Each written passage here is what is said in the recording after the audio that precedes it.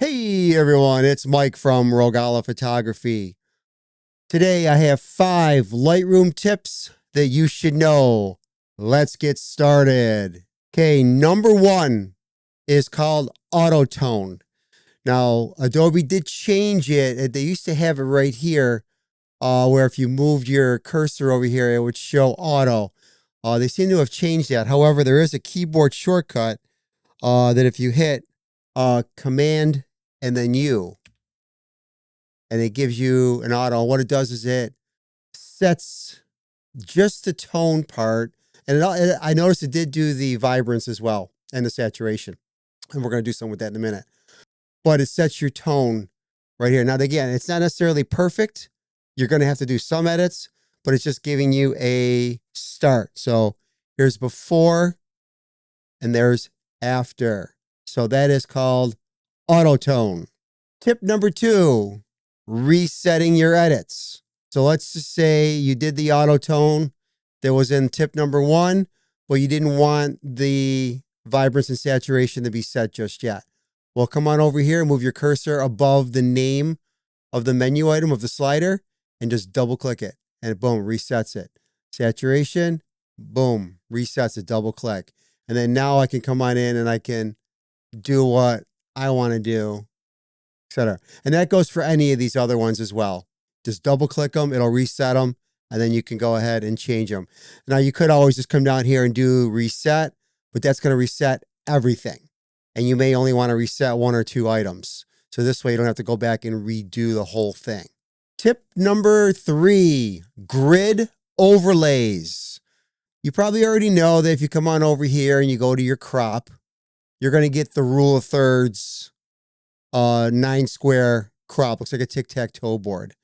However, many people don't know if you hit the O key on your keyboard, you can rotate through several different compositional grids that allow you to crop and set up the composition in your photo.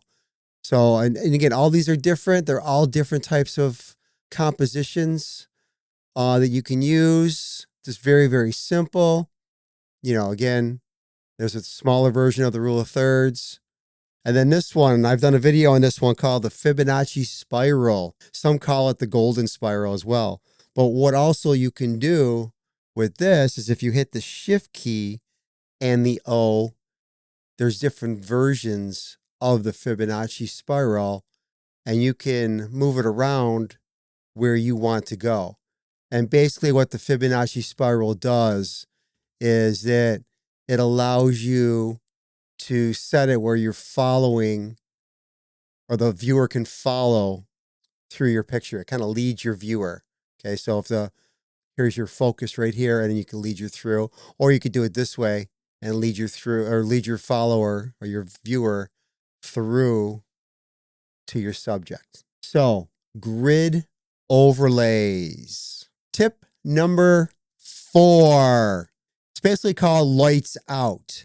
So let's just say you did your edits and you want to see and really focus on your photo and not see any of the menu items at all.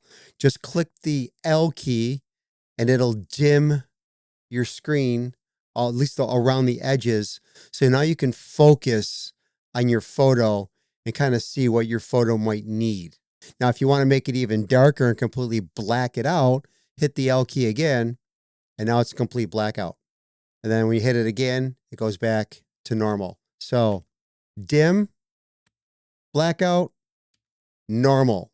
Lights out, blackout, shortcut L key. Tip number 5, supersize.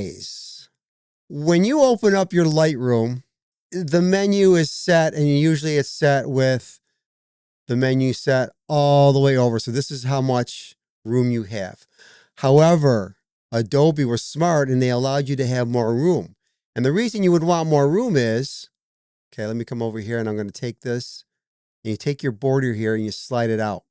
Now look at how much more menu or slider room you have as opposed to this one right here. It gives you a lot more precision with the menu out here and you have more room to move your slider as opposed to right here, where sometimes you may move it a little too far one way or the other.